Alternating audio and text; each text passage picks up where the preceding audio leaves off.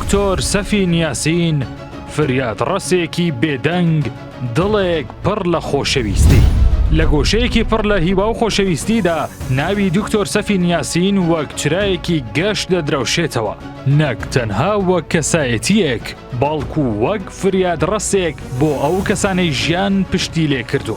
دکتۆر سەفین سیمای پیاوێکە کە ژیانی خۆی تەرخان کردووە بۆ خزمەتکردنی مرۆڤایەتی و سڕینەوەی فرمێسکی نەدار و هەژاران بە جۆرێک کە ناوی بۆتە هێمایەک بۆ بەخشندەی و میهرەبانی. لە ژیانیدا دکتۆر سەفین بناغەی پەروەردە و ئیمانی قۆستووەتەوە و بۆ دروستکردنی قوتابخانە دەرگای زانستی بۆ دەیان هەزار منداڵ کردوتەوە، چونکە بەباشی دەزانێت کە زانست کلیلی سەرکەوتن و پێشکەوتنە.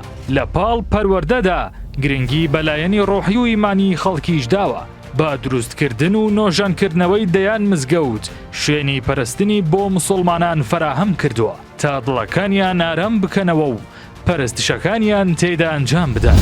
هەروەها نۆژانکردنەوەی شوێنە گشتیەکانی دیکەش ئاماژەیە بۆ دڵسۆزی دکتۆر سەفین بۆ پاک ڕاگرتن و جوانکاری ژینگەی ژیانی هاوڵاتیان. لە کاتی پێویستیدا دکتۆر سەفین خۆراک بەسەر هەزاران خێزانی هەژاردا دابەش دەکات و هیوا دەبەخشێت.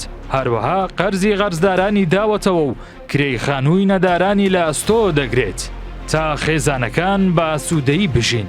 دکتۆر سەفین تەنها بیر لە پێداویستیە سەرەکیەکانی ژیان ناکاتەوە، بەڵکو گرنگی بە گەشەپێدانی لایەنی وەرزشی و کۆمەڵایەتیش دەدات. دروستکردنی یاریگای وەرزشی بۆ گەنجان و خزمەتکردنی ئەمچینە بەشێکی دیکەیە لە دەست پێشخەریەکانی.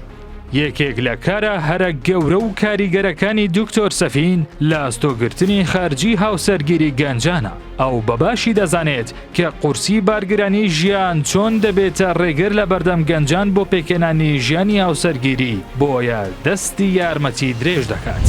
هاوکاریکردنی نەخۆشان و لاستۆگرتنی تێچووی نەشتەرگەریەکان دلۆڤانی و میهرەبانیەکی بێسنووری دکتۆر سەفین نیشان دەدات. ئەو ژیانی چەندین نەخۆشی ڕزگار کردو و هیوای گەڕاندووەتەوە بۆ خێزانەکانیان. هەروەها پشتیوانی و هاوکاریکردنی بەردەوامی دەستگا خێرخوازیەکانە. ئەماش ئاماژەیە بۆ دیدگایەکی فراوانتر لە بەخشندەیی ئەو پیاوە. دکتۆر سەفین یاسین نمونەی مرۆڤێکی بەخشندە و دڵسۆزە کە ژیانی خۆی بۆ بەختەوەری خەڵک تەرخان کردووە. کارە خێرخوازەکانی تەنها بینا و پرۆژەنین، بەڵکو پەیامی هیوا، خۆشەویستی و کاریگەریەکی قوڵن کە لە ناخی خەڵکدا دەمێنێتەوە و ناوی ئەو وەک چرایەک بۆ هەمیشە بە ڕۆشنی دەمێنێتەوە.